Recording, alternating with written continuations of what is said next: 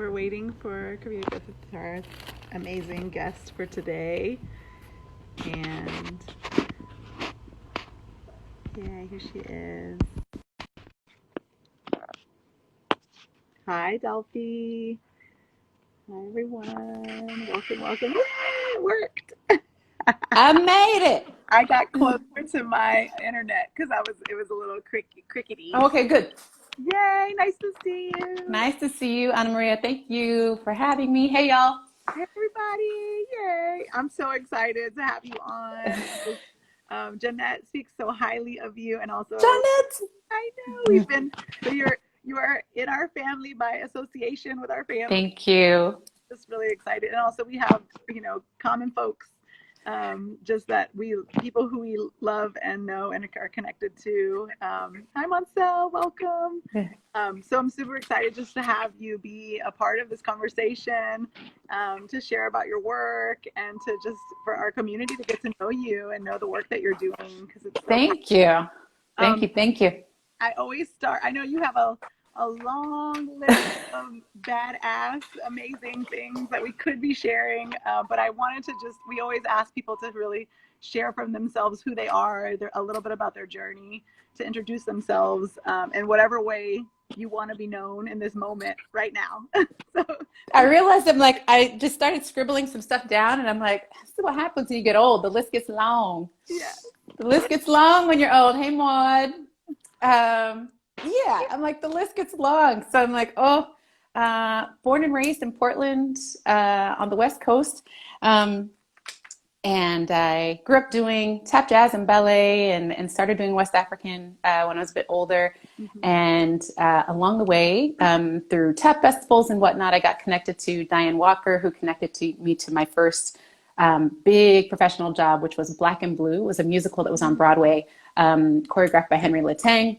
I was 18.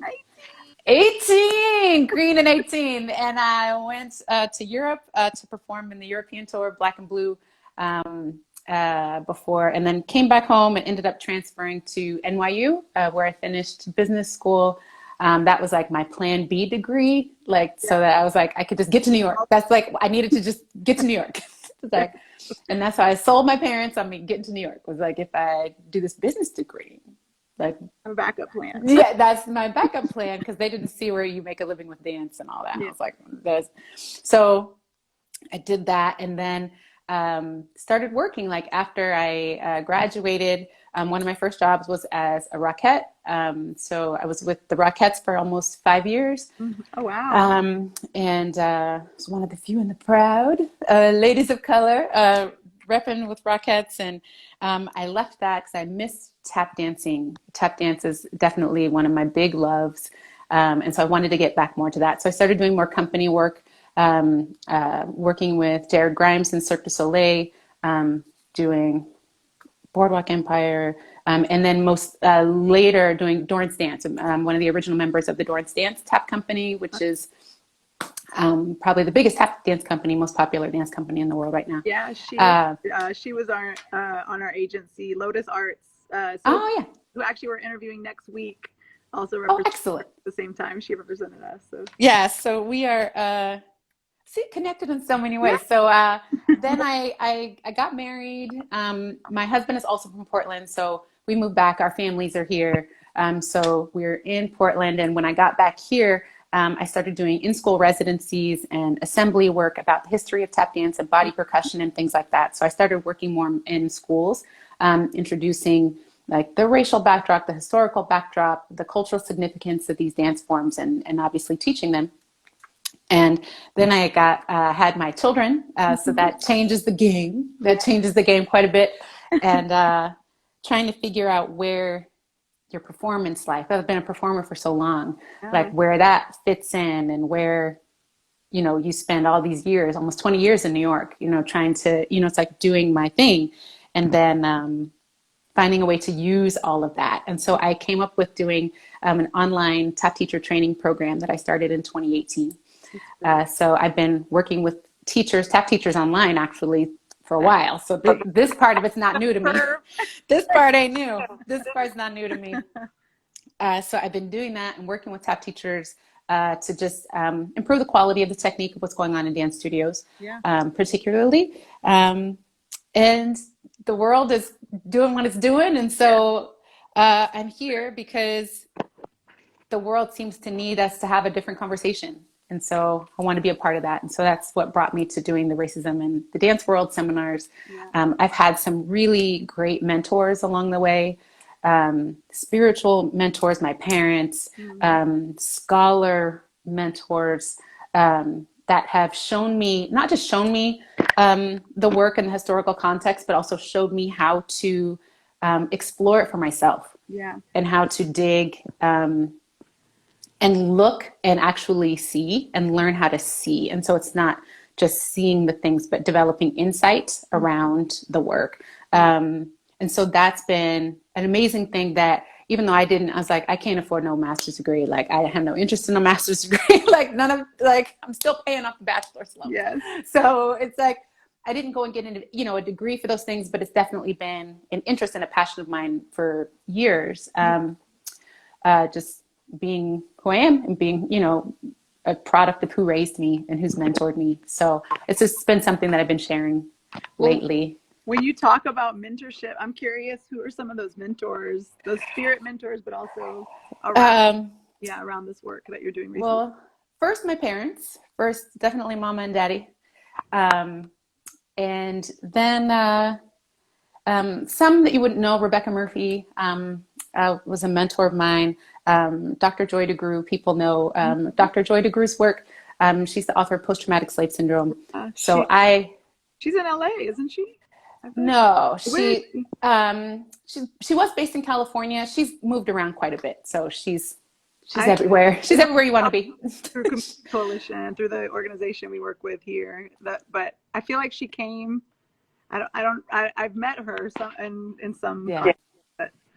Yeah. So learning from her has been obviously like over years really amazing and really valuable. Again, not just because of the information, but because she's not an historian. She's a social scientist, and so she looks at history with a different lens. And I think that that's deeply, deeply important right now, that we look at things with insight.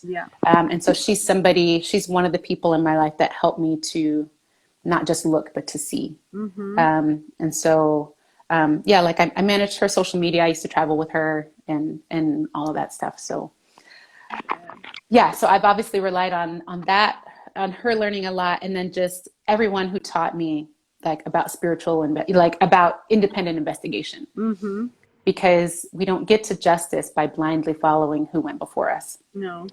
So we have to love the grandparents, love the elders, but like maybe not that issue right there. Maybe like let's just maybe not that differently in the next love and respect, but we're moving on from that, and then like let's step into where we are in 2020, and that we don't get to unity and the like let's all just get along. Like we don't get to that without the justice component.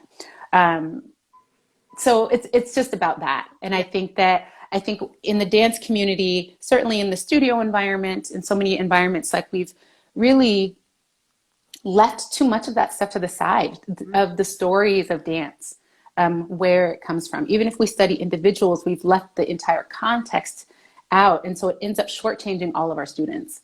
It doesn't matter what color you are or anything like that. I think it's really left a lot of the enrichment off the table. Well, it's also, it's created this idea that these things were invented right now out of thin air, and the lack of cultural context, I saw Moncel was there listening a minute ago, and just, his work, and so many of the folks who are working right now in academia and the way that things are starting to crack open in academia, I think are really approaching that in a completely different way, which feels really encouraging. Because I know when I was in college, it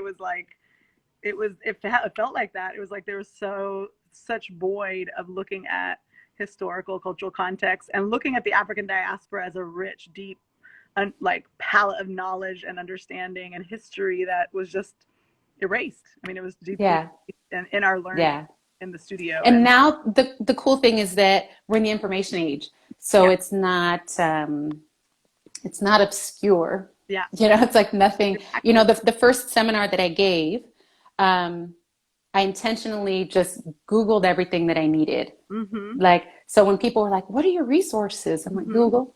Like, Google. Google. Like, I did not, you know, go to some obscure book that you Yeah. like found. I did. There are those books and Which, there are those resources, which, but there's by the way, also, a lot of the history and cultural context is not in a book. Is not in a book, right? no, no, you know, but a lot of it now, there's a lot of information out there that is now. So it's not, you know, it's wild. I was just on a friend of mine's feed on Facebook, and she was talking about African explorers. Mm-hmm. And so she was just talking about other people to study besides Christopher Columbus. Yes. And so there was a guy who jumped in and said that when he was in fifth grade, he had his own like ebony Encyclopedia Britannica that his parents gave him of, you know, like Black history stuff. Mm-hmm. And he put together and like very proudly brought in this presentation about Black explorers Yeah. to his class and gave the presentation, and the students laughed at him and said he made it up. Mm. And the teacher told him, like, where did you get all this Yeah. from? And that next time he needed to come back with real sources. Well, isn't that, and that's the idea of like the negating because something isn't in a book and isn't in our curriculum. I mean, my goodness, if you look at the curriculum that social studies classes are learning, even today when they have access to all of this knowledge, there's just it's pretty atrocious. I think it was one of the first conversations we had with Place at the Table. I was talking about how my second grade class, I went to school in Columbus, Georgia when I think I was in first and second grade. I was in Columbus, Georgia, and my teacher, Miss Childers, I'm gonna put her on blast right now. She told our class that, and she called people slaves. She did not call people Africans or enslaved beings, right? But she said slaves came from Africa on vacation. She literally said those words. Imagine how many times this woman, how many people this woman has taught, how many classes have gone through her second grade curriculum, thinking that was and that obviously wasn't in a book, but it was this ignorant woman who was teaching second graders in Columbus, Georgia, that this was our history, and it was like, it's criminal. It's honestly, and we wonder why we are where we are. And we never cracked this open deeply. It's like, yeah, you can't crack anything open if we aren't like having truth be the basis of where we're going. So yes, and that it's a hard thing because there are some things where we are adding information, and then people are like, well, are you rewriting history? And it's like, well, in some cases, yes, we need to need to rewrite some, but there's some cases where adding information is not doing that at all. It's just adding the rest of the story. Like you have chapter 3 and you're like, look at chapter 3. And then we're like, here's chapters 1 and 2 and 4 and 5 and 6. And then you're like, well, you're changing the book. It's like, okay, like, sure, we're changing the book. But you had chapter 3. Yes, there was Alexander Graham Bell. Yes. But here's the rest. You know what I mean? It's like, here's all the rest of the things. But there are cases where it does need to be changed. Like in Oregon where I grew up, it was written in a book, something like John Muir, who was a Western explorer, like a Lewis and Clark type guy. And it said, John Muir was a pioneer who explored lands where no one had ever lived before. Already, that's not right. Well, and that was as of 1980. That was I think taken out of school books in 1980. Yeah. And there were teachers and that who still they didn't see what was wrong with the statement. Yeah. And so it's like, that's a statement that just needs to be corrected. Like, that's just wrong. Like, that's just not factually accurate. Well, like, so those schools named after those folks who are, like we're our naming. I mean, we've had this whole conversation of the statues that are coming down and all the monuments and all of that. It's just there is a need to rewrite history in this country because it's been written with falsehoods, and it's been written in a way where so much has been left out that it actually has completely changed the narrative. And so, and that's as part of the challenge of that too, is that the teachers need different training. Yeah. a higher level of competency, because what's in the book gets filtered through the teacher. Yep. Right? What the information gets filtered through the teacher. And so that is, whether it's the dance community or traditional school environment, like that's a challenge. Like we had a teacher, my global studies class in high school, where we were going through the textbook, big textbook. We were going through it chapter by chapter, page by page, sequentially. We're getting to the unit on Africa, getting excited. I'm like, okay.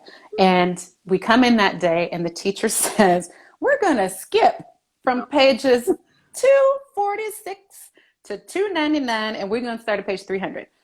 And I'm looking at like the 50 pages, the whole unit about Africa is what he's talking about. And I'm looking at like cultural groups, you know, different regions, religions, Islam, like I'm looking at all the stuff we're skipping over. I'm like looking through the 50 pages that we're skipping.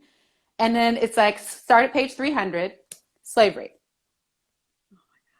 And I was like, good for you. Yes, raise that hand. What? We've gone through the book straight. And now we're skipping because he said we're skipping. So even though there was information in the book that would have been enriching for everybody, the teacher's lens said, this isn't important, but let's go straight to slavery. And we're like, we already know the slavery part. But we don't know this part. And so the class was like, like, so we like, you know, like get it going, you know? We get it going. He still has to skip it. We don't go back to it. So then he says, like maybe a week or so later, he says, guys, you know, I know we skipped this stuff, so I'm going to bring in somebody from South Africa to talk to the class. We're like, okay, you know, it's something, you know, like he brings in a white woman from South Africa. And we're like, this is who you're bringing? Like, and so then we start asking about race in South Africa, and she's like, I don't know anything about that. Oh my God. Like, we were just like, what's happening? Like, but that speaks to the lens of the teacher. Yes, no, right. And so being a teacher who's literally looking at history books and making the choice of what to teach and how to teach it, and and like the framing that they put on it. And so I think that part of it is as important as the what. You know what I'm saying? Because it's just as important as the what. I mean, the what is obviously important. Like so that everybody feels the reality of their relevance. Like it's not like we need to make some stuff up so that Black people feel good about themselves, or like it's just what it is. But bringing that stuff to the forefront. Well, you know, things. Yeah, go ahead. Well, just breaking down the lie of white supremacy, that it's a construct that has been literally written and created, and it's not truth. And there's a way that our society keeps spiraling around it as if it's a central truth, and it's not. And so we've got to as a society be willing to like say that out loud, admit it, and then also Shamus hacking. Sorry. I love it. What's up, Sham? She's a student of mine from like 6 years ago. Yeah. I still believe that she's 14, but she's like an adult now. Like, whatever. That's what happened. I see you, Shamus. Hey. We were just talking about being in our 40s and remembering there wasn't cell phones. Yes. So I'm curious how because this work clearly is, I mean, you describe it coming from your family, right? Like the family being the root of this immediate, like already understanding these frameworks and how that's kind of been brought into your life. But what was the journey of bringing that into the field? Because I feel like there's into the field of dance, meaning I feel like there's incredible work happening around the country around deconstructing race and racism, and our field is so backwards in many ways. And so I think it was really refreshing to see the work that you're doing around this. Is like, how did you find like was it this, did you just start doing these workshops, or were these workshops, did it grow out of something specific, or yeah, I'm curious. Well, like I said, like when I came back to Portland, hey Brooke, I saw you too, and you're not old, I'm old. When I came back to Portland, I started doing these residencies and in-school performances, where I talked to hundreds of kids at a time about the history of tap dance, Yeah. or in-school residencies where I would have, 4 or 5 to 10 sessions with the same groups, where I would get chances to really teach that material along with, dance technique and whatnot.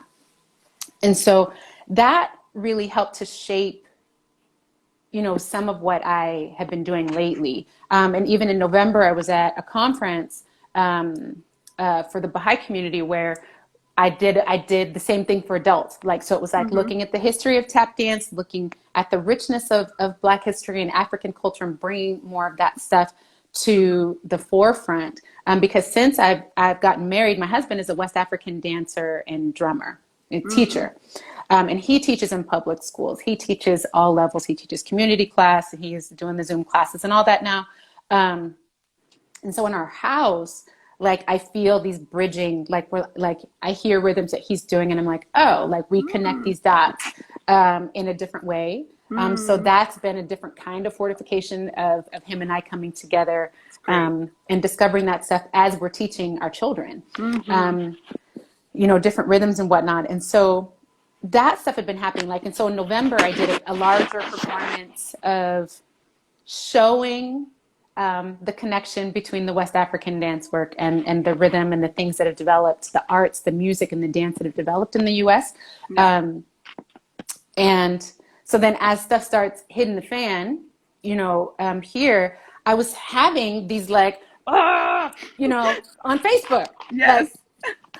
And I'm like, I was like walking around like inflamed, like legit, like, I'm like, I think I've been shaking all day. Yeah. Like that, just I think I've been shaking all day. Like, what do I need to do something, because the conversations are so shallow and people are so either uninformed or misinformed that it's impossible to have a conversation. So people are just out there spouting opinions with no basis in reality.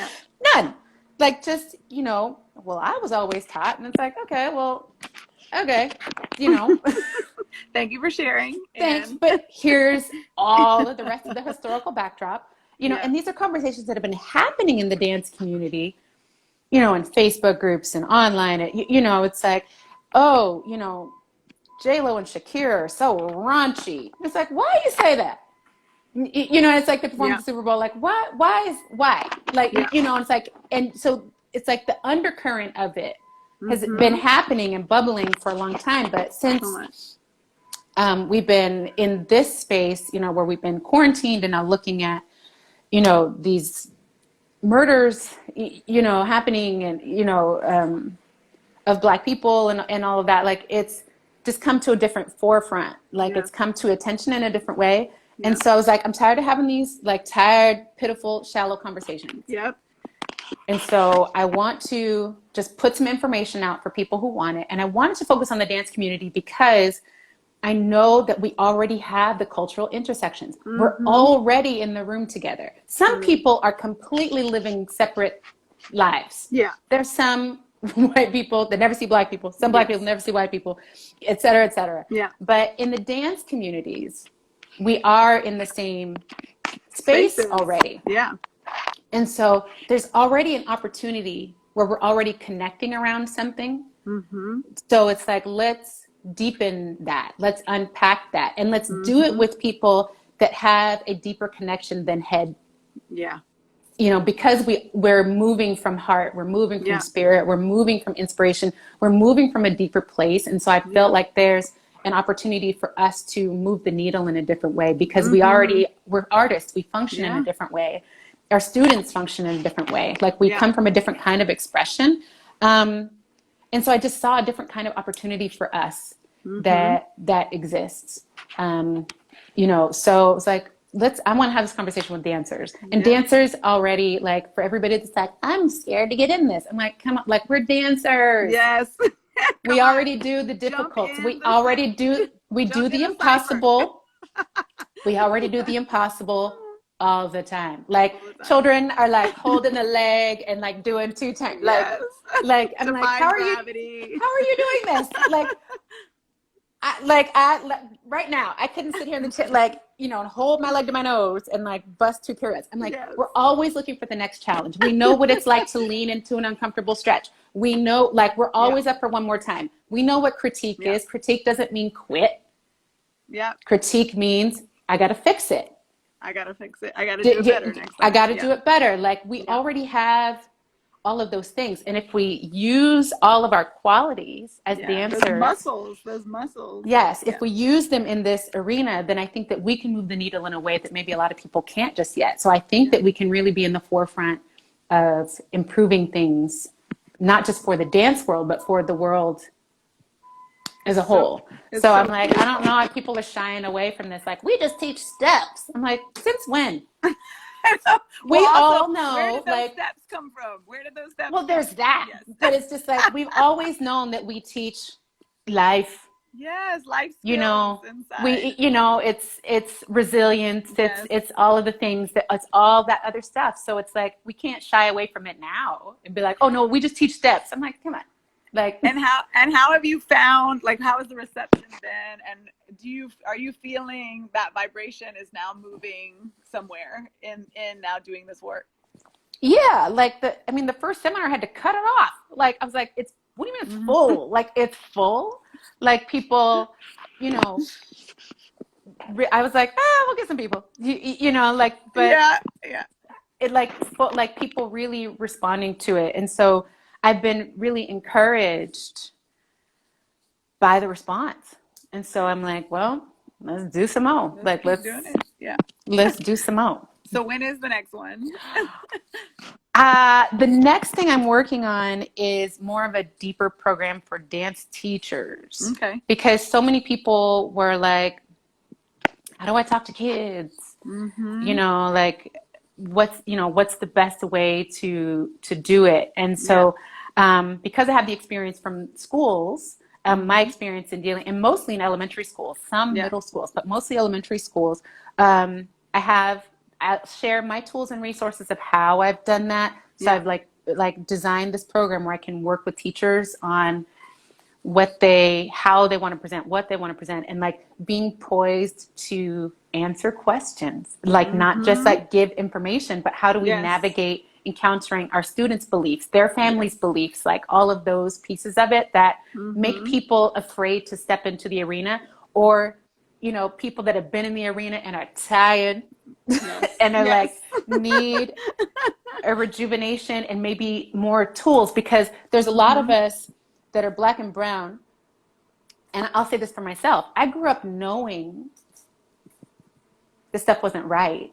Yeah. You know what I mean? Like, you know, you hear your family conversations, you have some sensibility of what it is, but it wasn't until I was sitting in lectures with, you know, Joy DeGruy and, you know, with people like that I got empowered with more information, where I could see the systems and I can look at documents and I can refer to letters from Birmingham jail. I can refer to, you know, Supreme Court justices that were like, well, if we just got to kill the Indians, then we just got to kill the Indians. Yeah. Like, and they wrote it, and look, it's right there. Like, so it's not like, it's not stuff that's made up. Like, this is how the system was designed, and be able to speak to that and be able to be empowered with that information as a Black person is important, because we know, and we're speaking from our urgency, and we're speaking from our inner knowing, we're speaking from our experience, but being empowered with all of the documents, the statements, the this and the that, and being empowered with all of that, I think is really important for Black and brown people. We're sitting with all of that. With knowledge and with well, data. I mean, we have our knowledge. Yes. Like, we have our knowledge. Like, we know what we know. Yes. It's not that. We know what we know. I always knew what I knew, but to see it in writing. You know what I mean? Like what US presidents have said and done, what the science community has done, like what the educational industry, like systems have done, like how it's all been mapped out. Orchestrated. Yeah, it's all it's already been created. Like I hear people a lot of times saying like, how could this happen? Or how could this be? And you're like, this is exactly the way it was designed. So, right. So that, and not to just say that, but to be able to say, look, these are the examples of, so it's the data to back up the knowledge. It is, it's that. And so I think that regardless of what point of view you're coming from, I think it's empowering to speak from that knowing in addition to our own knowing. Yes. I'm looking at Michelle.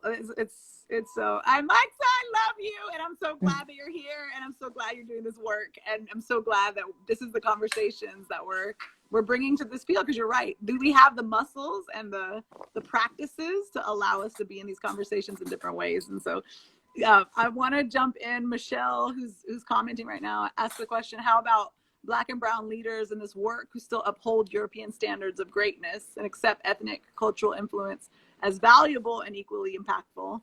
I mean, I think a lot about, I founded a company very much because I wanted to create a space where both Black and brown stories, but also my own way of being, which was very much like riding in the in-between of being a concert dancer, being trained in that way, but also being a salsera, being somebody who's like deeply connected to the practice of dance socially and in my family, and like not as something that was only a performative act, but it was something that was deeply ingrained in who I was, and that not being legitimized as a form that actually was respected and seen. That so much of my fight in the academy was around moving my hips or not being the right body type, or or using my facial expressions too much in exaggerated ways, or like crazy things like that, right? There was this valuing of what I was and who I was being as not legitimate. And I feel like we've moved beyond that conversation in some ways. I mean, we're teaching hip hop and salsa in departments now, and there's there are many companies who are using these forms that are on the concert dance scene, but it's still there, right? Like how would you talk to that? I mean, we've all, unless you went to some uniquely alternative school or done your own self-study, a lot of us that are Black and brown have been raised with the same standards as everybody else. And so that means that European standards, European definitions, European ways of being are what are viewed as superior, correct, professional, relatable, all the things. Non-threatening, right? Yes. Yeah. Yes. And so, and by contrast, Black people are the polar opposite of all of the things, right? It's like, so the way we show up is just inherently unrelatable, unprofessional, all so many of us have been ingrained with, and I can tell you, I mean, like I can hear my grandfather right now, like correcting my grammar because we had to learn how to speak the King's English. Like we had, like if you wanted to learn how to survive and thrive, then you had to learn how to navigate and do as the Romans do, so to speak. And the whole world has done that. Like we've all adopted European standards of a lot of things. Do you know what I mean? Like money and object orientation and all. Do you know what I mean? Like it's we've all adapted it, even though maybe our home lives, our cultural lives at home may be very different, but we all know how to show up and speak job interview. Like we all know how to, speak. I love that. Speak job interview. We all know. I think I got that from Chappelle. Like somebody's like, I speak job interview. Like but my grandfather was like, if he heard us say ain't, we were like 6 and 7 years old. If he heard us say ain't, and he was in the kitchen and we were in the living room 2 rooms over, he would like amble on over, slow walking as he was. He was young too. I don't know what he's walking slow. But he'd walk all the way in and be like, we don't say ain't. Like, and we're like, okay, Grandpa. Like, but he felt it was like what he had to do was what he had to do. He had to learn how to be a dark-skinned Black man Yeah. who navigated white spaces. He grew up in Eastern Oregon, him and his sister, like they went to University of Oregon at a time when they weren't even allowed to stay on campus because they were Black, like to get a degree, to be, you know, in the military, 2 different branches, veteran, like all the things. Like he had to learn how to navigate that and be the non-threatening, be all the things. And so he knew he was able to manage some success because of that. And so it would have been irresponsible for him in his mind to not give us those European standards. It's like, what kind of role model would I be if I didn't show you how to navigate these spaces? Yeah. Right. And so the challenge of that is that if we then take it on to mean that therefore our stuff is inherently inferior, our stuff is inherently, it's not that we don't need those skills, but to not bring our essence to the forefront our humanity is and our full part being. of that.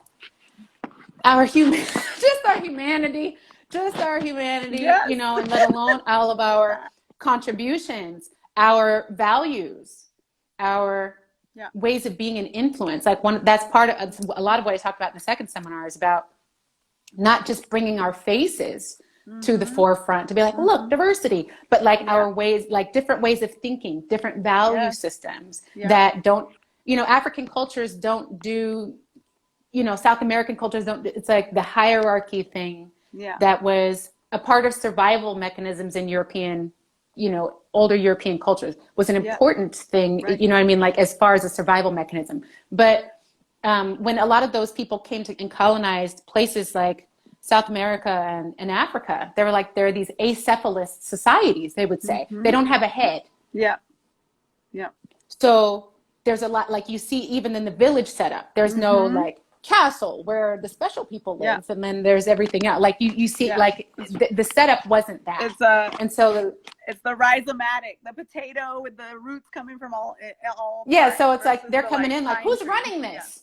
You know, like who, you know, maybe there's a tribal council, but there's no, you know, like that same kind of thing that exists there. So our belief in hierarchy, for example, has its limits. We understand it in European society, but then there's also a point where it's like, I don't care who you are. You're not going to talk to me like that. Like there's going to be a point where you're going to have to back up because I don't care that you're the manager and I'm not. I don't care that you're the dance captain and I'm not. Like what you're not going to do is talk to me like I'm stupid. Like that, you know, stuff that our values as far as being more relational, above hierarchy, you know, things like that are important. Oh, you froze for a second. The relational instead. Say that again. Instead of the hierarchical, you know, is, you know, important that it's not just that we bring our faces to where it's like, look, Black and brown faces, aren't they great? Like, you know, like, but like the value system, the values also come with us and our voices come with it. Yes. No, absolutely. There's a way that I think that's when I saw that you were having these conversations in the field, I feel like there's a way that the conversation that's at the forefront right now in our world, which is revolving around care, which is looking at more emergent leadership structures, the idea of collaboration as being like the root of leadership moving forward, that is right. It's a construct that challenges everything that white supremacy is like built itself upon, and it's built our entire field in many ways has been built upon that, about the single dance company, you know, then the Merce Cunningham, my name is the part of the dance company, I am the dance company, that kind of thing. And I mean, it's one of the things we're trying to figure out also in Contratiempo too, is this idea of how like the system that we're a part of reinforces things that we actually don't believe in and that we don't stand for, and that's what's happening. I mean, it feels like in the field right now because of this, like because of COVID too, because of like the entire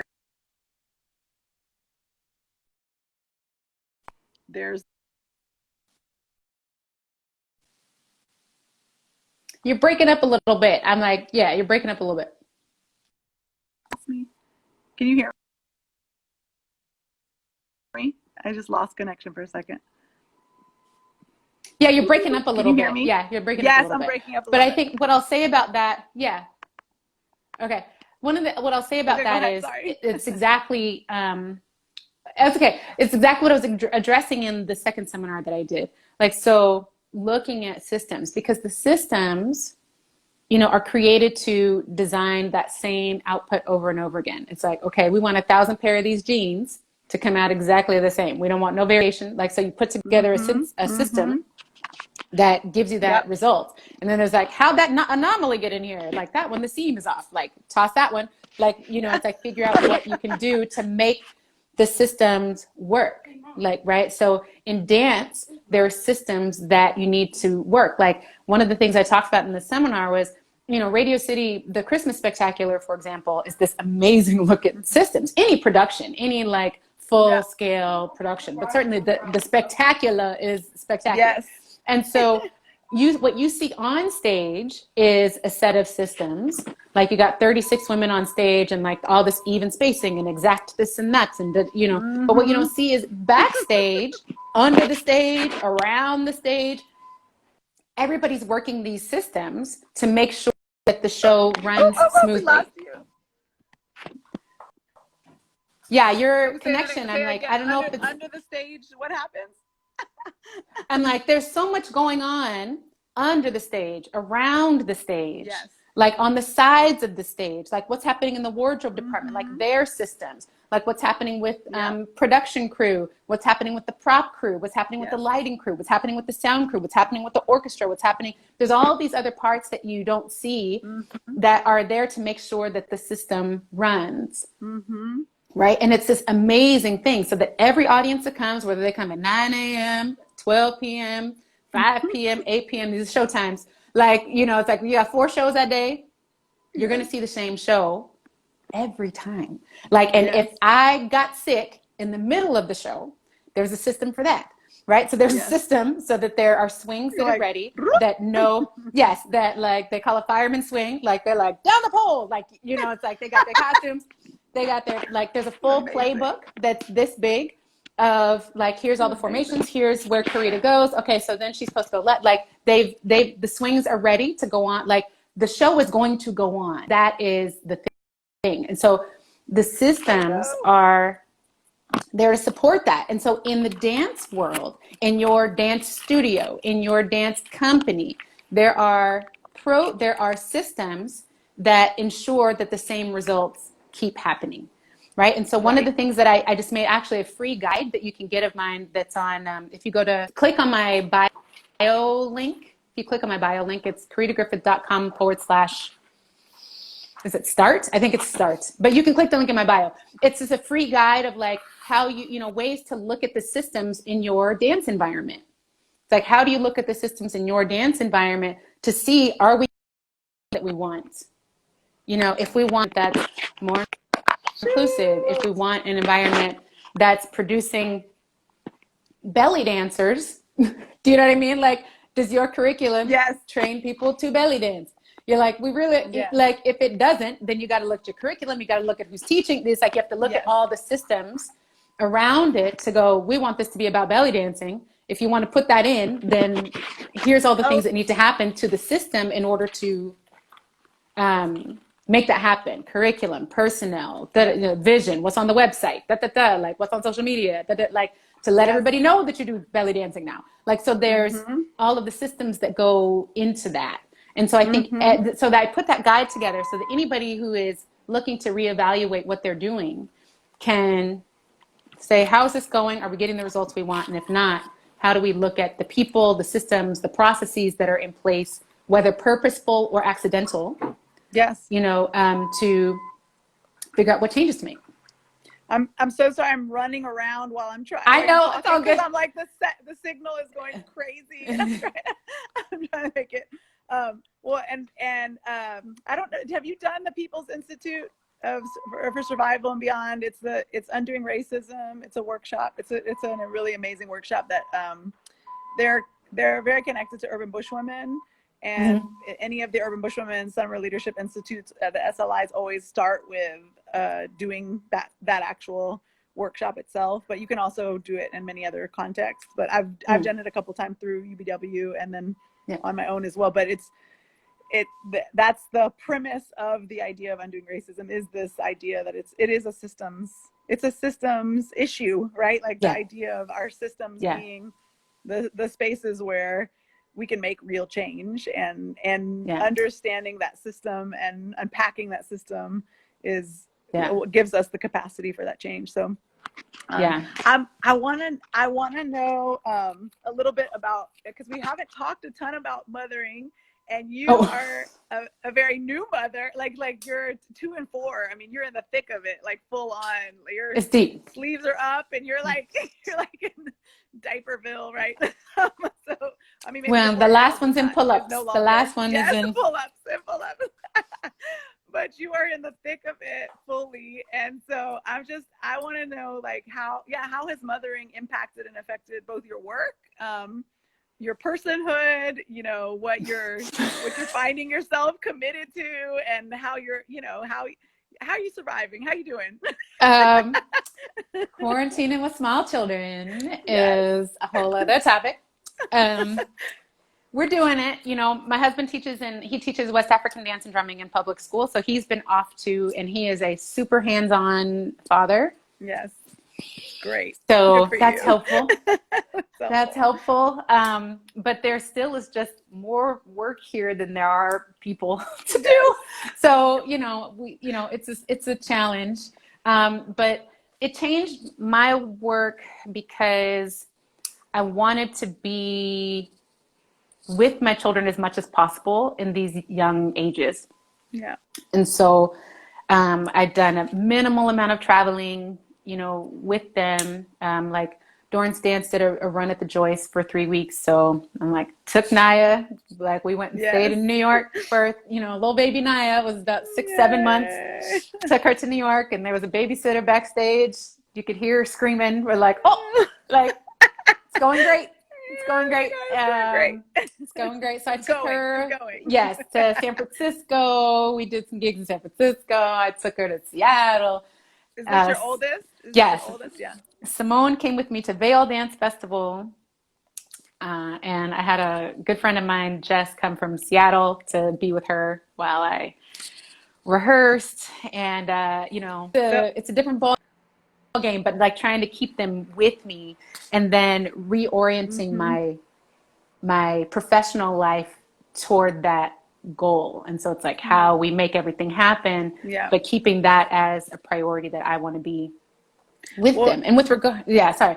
No, I'm just saying you're talking about systems already, even just talking about the women and people who have been helping you, inside of being able to even do this, or even having them inside of your performance work. I mean, I think so much about how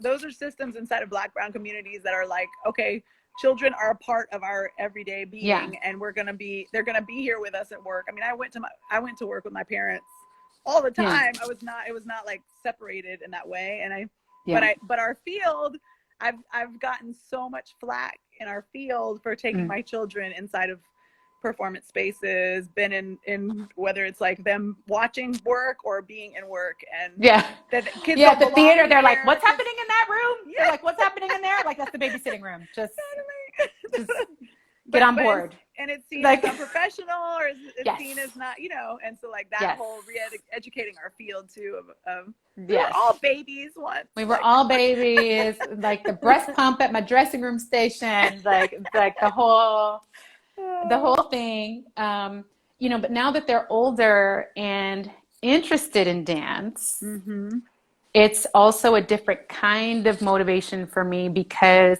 I know instinctually and from my own experience that I don't have the luxury of saying, what's the best ballet program in town? I will send them there.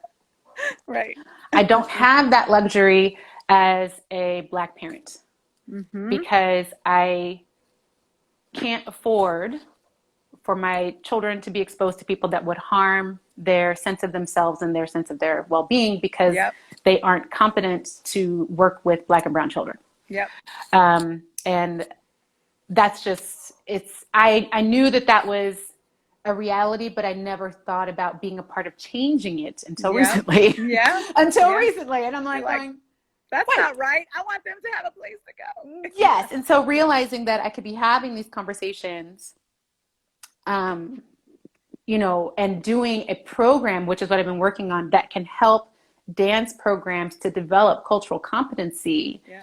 It's like, okay, because then maybe we can send our children wherever, do you know what I mean? Like to what's available and send them to the best place. Like I already had her it was a ballet program that she was in for 4 weeks that I was like, this teacher who's very liberal, it doesn't realize the way she's treating my daughter.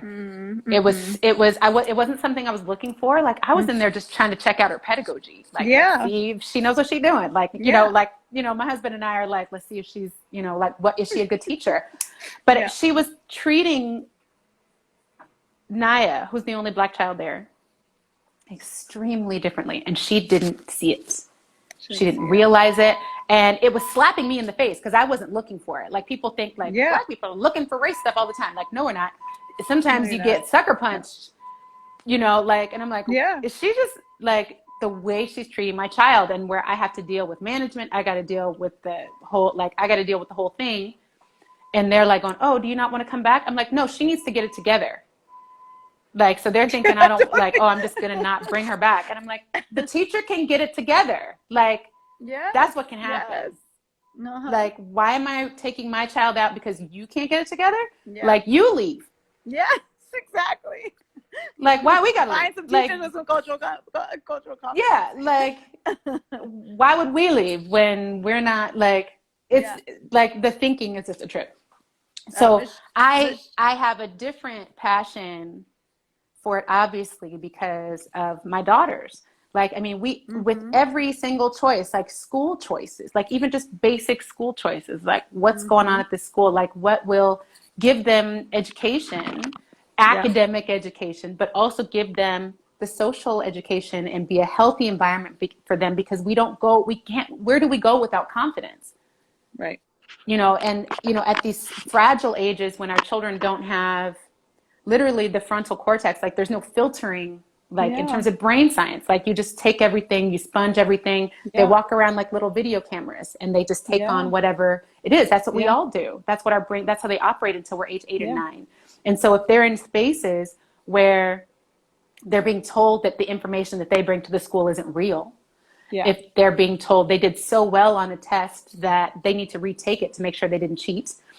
Right. That happened to some people, some friends of mine. Like if they, you know, it's like if you're told what's with your hair, you know, Misty Copeland, they're like going, your skin is wrong and we don't know what to do with your hair. She was 7. So I'm like, she's at an age where this stuff just goes in. It all in. The woman who told me I was just left in the oven too long and that's why I was Black, you know, I'm just going, oh, I guess that's what's wrong with me. Like, because my brain didn't have the filtering for anything else, you know. So it's like I have to undo that as an adult or as an older person, and so I have to figure out what I want to, you know, what environment am I going to put my children in that's going to undermine them, so that, because without their confidence, how are you resilient? Without your confidence, one mistake doesn't define you. Like if you don't have the confidence, it's like you can't do the other things. And so I have to be in places that are going to reinforce their identity, not just as Black people, but just as people. Do you know what I mean? As they're developing their character. And I can't right now trust in what's available. You know, without there being more cultural competency work happening. And even from the most well-intentioned people, because the most well-intentioned people do an awful lot of damage. Well, and the critical, I mean, I hear you talking about, and I was thinking about my Jupiter, who had on a few weeks ago, was talking about this with her children, about just the deep calling right now for parents, especially parents of Black and brown children, is to like build their confidence in being able to stand up for themselves and understand their value and their worth, and that they are loved, that they are enough. And if, like you said, if that is the basis of everything, there's a resilience that comes with like teaching them to basically, they're going to be fighting a system, they are, and not fighting that system from the part where you're saying where they're absorbing everything, but giving them the capacity to be able to be starting on a place where they feel strong and powerful and able to do that. And so I think that's, and the young ages is not the time to burden them with nonsense. Some people are like that, the kids are soft. And in some ways, we have to think about what that means. You know what I mean? And some of that is because they don't have enough of the right kinds of challenges in front of them. So you don't build resistance without muscle. So it's not to say that the children should just have these golden pathways through life, because that's not what the purpose of this life is. If we're here to grow, then we need the resistance. We need to be working. But to do that with children who don't yet have that basic fundamental sense of themselves, to overburden them with stigma is the way that Dr. King put it, like a stigma around Blackness. And it's something that you can never change. Like,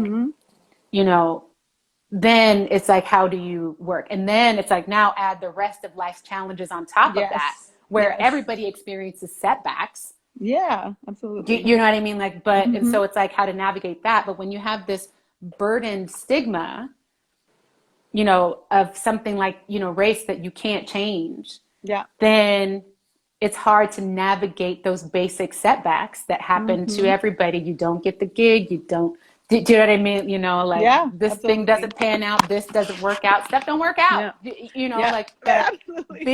But being able to come back from it, is hard if you think it's because I'm Black. It's because I'm, Latinx. It's because I'm, do you know what I mean? Like something that, people will never respect.